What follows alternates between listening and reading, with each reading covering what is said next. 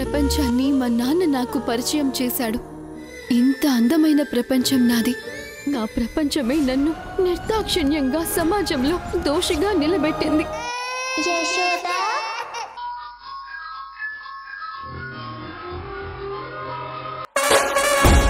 నీ నుంచి నా వాళ్ళని నేను కాపాడుకుంటాను. అది నీ వల్ల కాదు సింధు. అత్తయ్య యష్ నిన్ను నమ్మరు. ఏయ్, నన్ను నమ్మకపోతే ఏంటి మధు? నిన్ను వాళ్ళు నమ్ముతున్నారు కదా. నీతోనే నువ్వేంటో, నీ నిజస్వరూపం ఏంటో, నీ ఒరిజినల్ క్యారెక్టర్ ఏంటో నీతోనే అందరికీ చెప్పిస్తాను. చూస్తూ ఉంటూ. నువ్వు తలకిందులుగా తపస్సు చేసినా అది నీ వల్ల కాదు సింధు. నీ గురించి తలకిందులుగా తపస్సు చేయాల్సిన పని లేదు మధు. జస్ట్ నువ్వు ఏం చేస్తున్నావో తెలుసుకుంటే చాలు.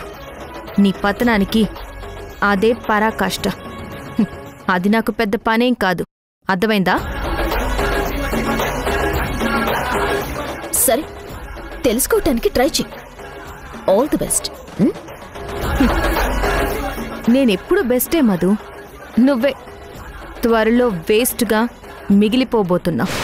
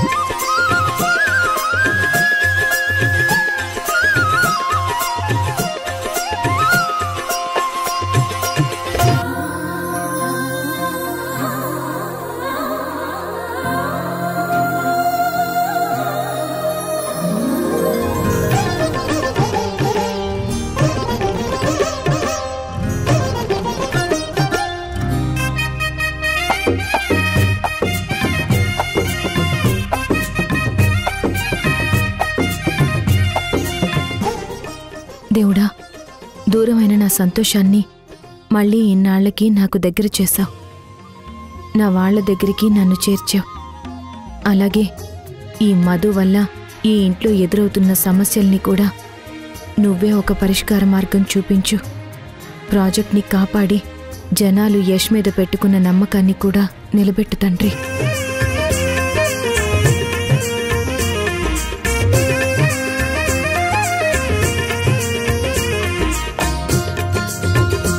అమ్మా సింధు, పైన యష్ ఉన్నాడు, వాడికి కూడా హారతి ఇవ్వమ్మా. అలాగే అత్తయ్య.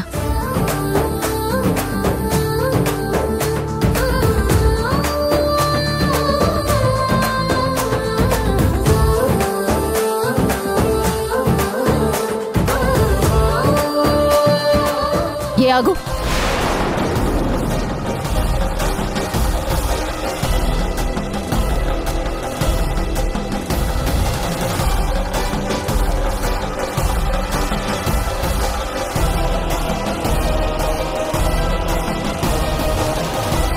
ఏం చేస్తున్నావు అసలు నువ్వు? అమ్మో, ఇప్పుడు ఇది నా కోడలతో గొడవ పడుతుందేమో. నేను దీన్ని ఎలాగైనా ఆపాలి.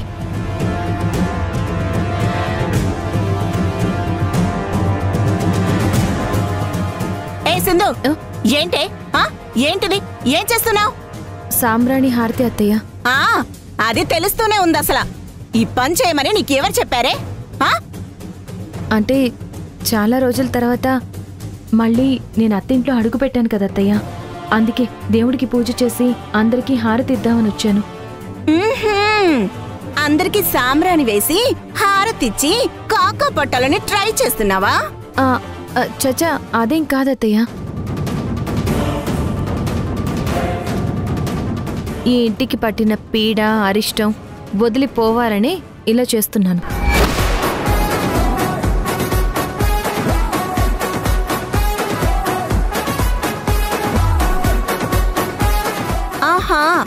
మా ఇంటికి పట్టిన అరిష్టం పీడ నువ్వేనే. నువ్వు పోతే మాకు పట్టిన అన్ని గ్రహాలు పోయినట్టే. అ, అదేంటత్తయ్య అలా అంటారు? అబ్బో, అమాయకంగా ఫేస్ పెడితే పడిపోతాననుకున్నావే దరిద్ర మొహందానా. నాకు తెలిసే ఈ నెపంతో ఇంట్లో అందరికీ దగ్గరవ్వాలని ఇలా చేస్తున్నావే నువ్వు. చూడు, నువ్వు ఎన్ని జిమ్మిక్కులు చేసినా సరే ఏం ప్రయోజనం ఉండదు అసలు. బాగా చెప్పారత్తయ్య. ఏ సింధు, అసలేం చేయాలని ఇవన్నీ చేస్తున్నావు? అలా అడుగు అమ్మ మధు. చెప్పవే. నా పెద్ద కోడలు అడుగుతుంది కదా, చెప్పు. నేనేం చేసినా ఎందుకత్తయ్య నన్ను తప్పు పడతారు? మీరందరూ బాగుండాలనే కదా నేను పొద్దున్న లేచి తలస్నానం చేసి దేవుడికి అర్చన చేసి సాంబ్రాణి వేస్తున్నాను, అందరికీ హారతి ఇస్తున్నాను. మంచి కూడా మీ కళ్ళకి చెడుగానే కనపడితే ఇంక నేనేం చేయలేనత్తయ్యా, ఏం చెయ్యలేను. అబ్బో, నీ ఏడుపు మొహం చూడలేక చస్తున్నానే. నాకు చిరాకు తెప్పించకు. అయినా ఇప్పుడేంటి? యశ్ ఆ హారతి తీసుకోవాలి అంతే కదా? అంతే అత్తయ్య. అబ్బో, ఈ వినయం బాగానే ఉంది. నేనుండగా నీ చేత్తో హారతి ఇప్పిస్తానా? ఇవే ఆ ప్లేట్ ఇవ్వు. రే యశ్, నీ పెళ్ళం దేవుడికి పూజ చేసిందంట, అర్థమైందా? ఇదిగో తీసుకో హారతి.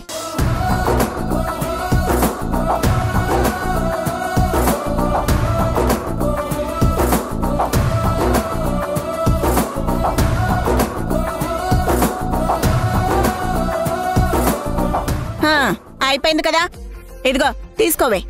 పోవే. థ్యాంక్స్ అత్తయ్య. నీ పాడు థ్యాంక్స్ నాకేం అవసరం లేదు. ఎలా?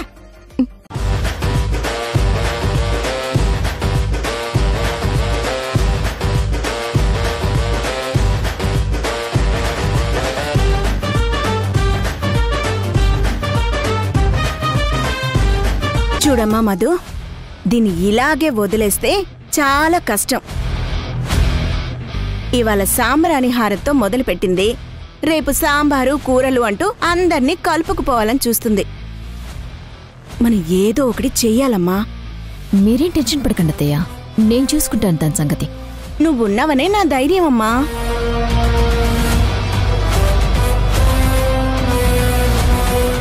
నీ పాపం పండింది మధు, అందుకే నా చిన్న కొడలు మళ్ళీ నాకు దగ్గరైంది. ఇద్దరం కలిసి నీ భర్తం పడతాను, చూస్తూ ఉండు. సరే అమ్మా.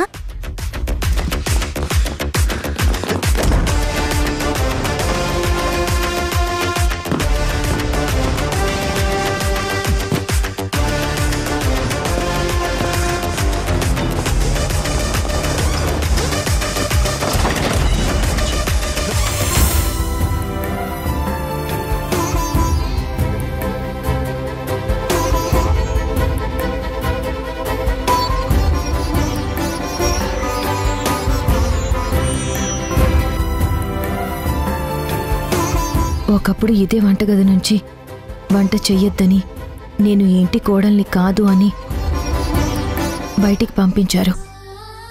ఇప్పుడు అదే అత్తయ్య నన్ను తన ఇంటి కోడల్ని అని ఒప్పుకున్నారు. ఎక్కడైతే నన్ను ఉండొద్దు, వంట చెయ్యొద్దు అన్నారో ఇప్పుడు అక్కడే ఉండి నా చేతులతో నా పిల్లలకి, నా వాళ్లకి వండి పెట్టే అదృష్టం నాకు కలిగింది. థ్యాంక్స్ దేవుడా.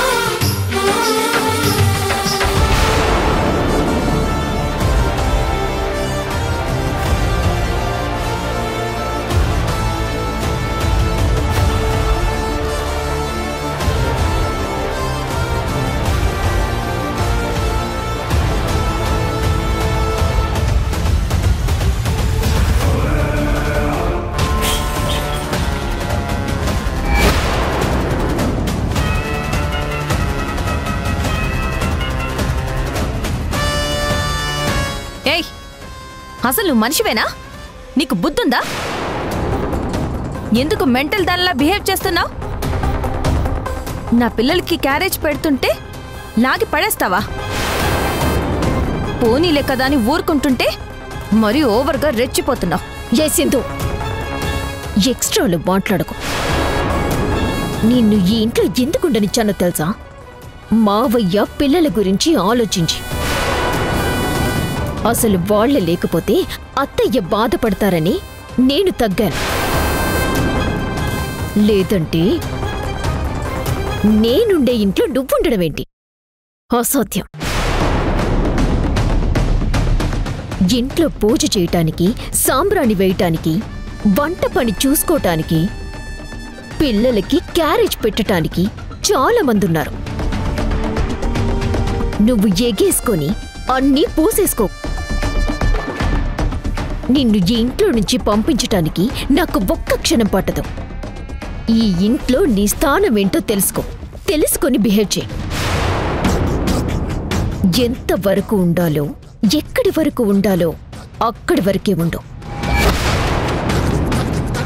ఇలాంటి పిచ్చి పిచ్చి వేషాలు మానుకో. వంట పనిలో చెయ్యి పెడితే మొత్తం తగలెట్టేస్తాను. Mind it.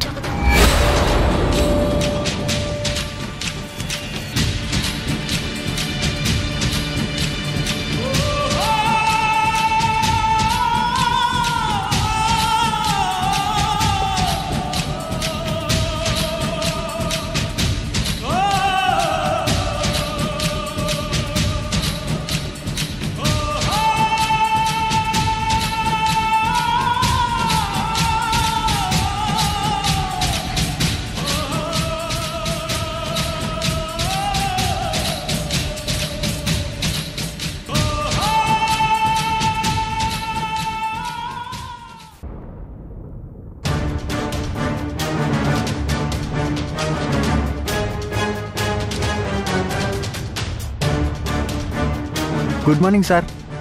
Good morning sir.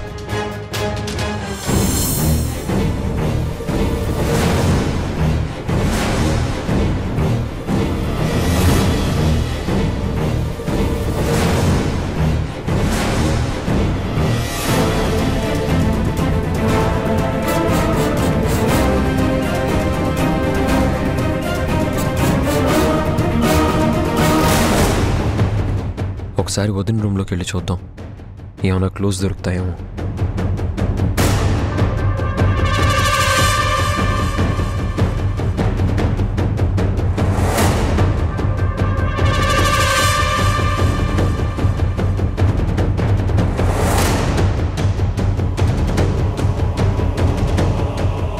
వదిన డబ్బులు ఎక్కడ పెట్టుంటుంది? ఆ పొలిటీషియన్తో డబ్బంతా ఓ ప్లేస్లో సేఫ్గా ఉంది అని చెప్పింది. ఇంట్లో పెట్టే ఛాన్స్ అయితే లేదు, ఆఫీస్లో పెట్టే అవకాశం ఉంది. ఒకవేళ ఆ డబ్బంతా ఆఫీస్లోనే ఉంటే అది వదిన ఈ క్యాబిన్లోనే ఎక్కడో దాచుండాలి. వెతుకుదాం.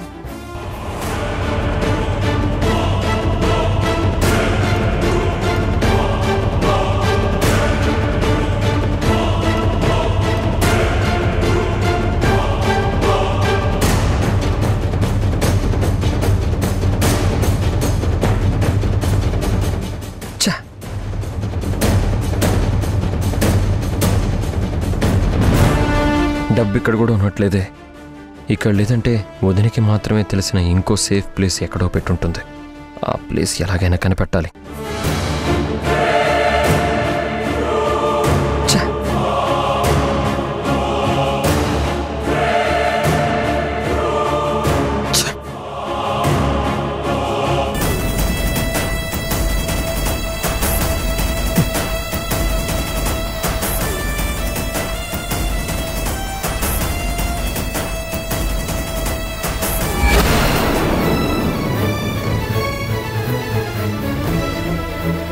వదిన ఆఫీస్కి రాదనుకునే కదా నేను ఆ డబ్బు గురించి ఏదైనా క్లూ దొరుకుతుందేమో నేను ఆఫీస్కి వచ్చాను. ఇప్పుడేంటి వదిన పొలిటీషియన్తో కలిసి వస్తుంది? మళ్ళీ ఏదో జరుగుతుంది. ఏం జరుగుతుందో తెలుసుకోవాలి.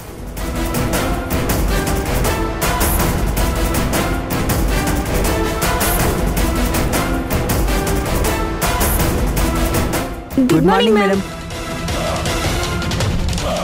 ఏంటి మధు? చెప్పు మధు. పదండి సార్. ఏంటో చెప్పు. మనం బయట కలుద్దామంటే ఆఫీస్కి ఎందుకు రమ్మన్నావు?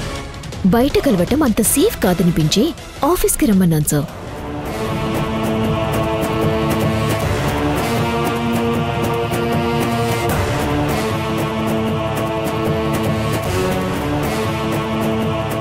ఇప్పటి వరకు మనం చేసే డీల్ గురించి పోలీసులకి ఎవరు ఇన్ఫర్మేషన్ ఇచ్చారో, ఎవరు లీక్ చేశారో తెలుసుకోలేకపోయాం. ఇక నుంచైనా మన ప్రతి మూవ్ చాలా జాగ్రత్తగా వేయాలి సార్. అందుకే ఇక్కడికి రమ్మన్నాను. అలాగే మధు, మనం కేర్ఫుల్గానే ఉందాం. సార్, ఆ హవాలా పర్సన్కి ఒకసారి వీడియో కాల్ చేయండి, నేను మాట్లాడతాను. అలాగే.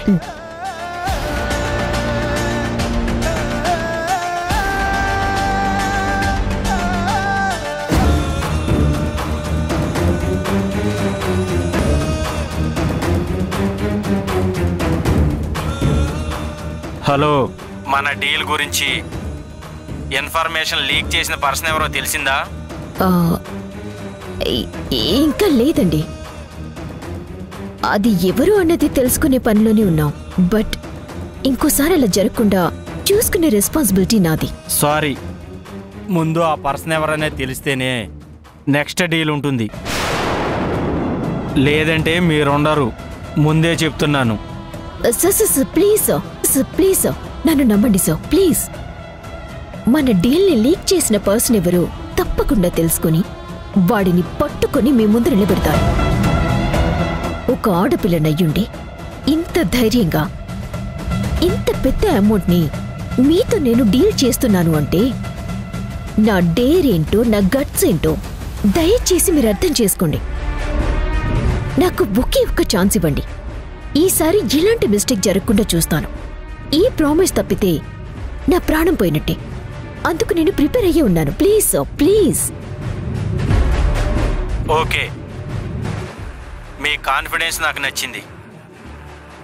నేను మీకు ఇచ్చే లాస్ట్ ఛాన్స్ ఇదే.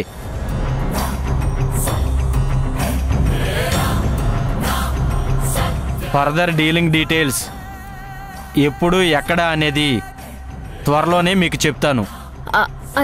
Thank you sir, thank you. Okay Madhu, ఏంటి అంత ఈజీగా ఒప్పించేసావు? అదే సార్, మీకు నాకున్న డిఫరెన్స్. ఓకే. డీలింగ్ డీటెయిల్స్ నాకు ఫోన్ చేసి చెప్తానన్నాడు కదా, చెప్పాక నీకు కాల్ చేస్తాను. వస్తాను మధు. సరే, అలాగే సార్.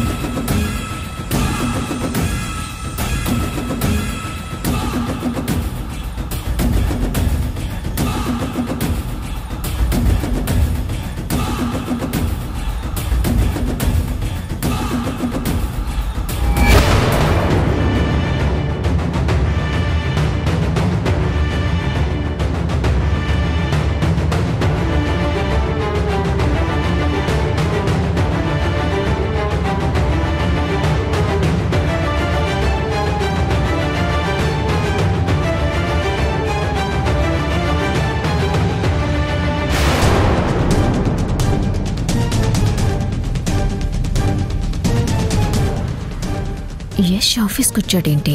అనుకోకుండా వచ్చాడా, లేక నన్ను ఫాలో అయ్యి వచ్చాడా?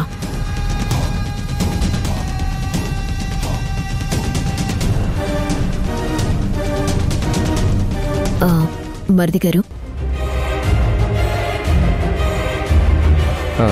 వచ్చారా వదిన?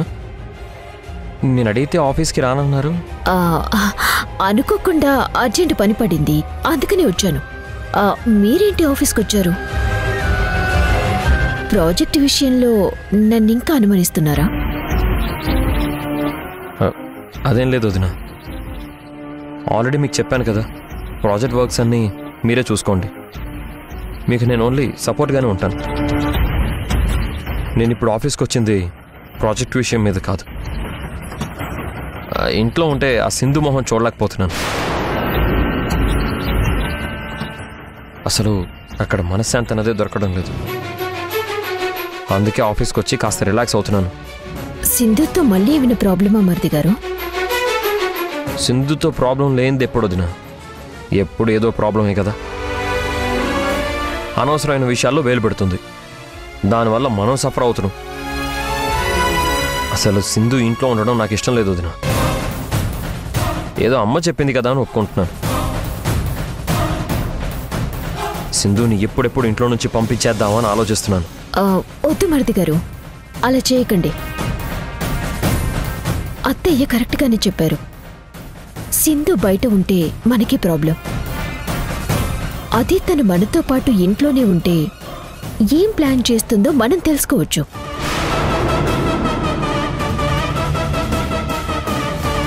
సింధు ఏం చేస్తుందో అన్నది నాకు క్లారిటీ ఉంది వదినా. నేను ముఖ్యంగా తెలుసుకోవాల్సింది నువ్వేం ప్లాన్ చేస్తున్నావు అన్నది. అది తెలుసుకోవడం కోసమే సైలెంట్గా ఉంటున్నాను. ఆ డబ్బు ఎక్కడుందో తెలిసిన రోజు నీ అంతు చూస్తాను. మామూలుగా చూడను వదినా.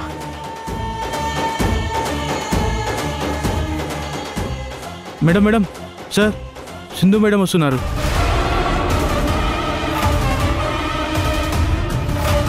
సింధు సడన్ గా ఆఫీస్ కిందకు వచ్చింది.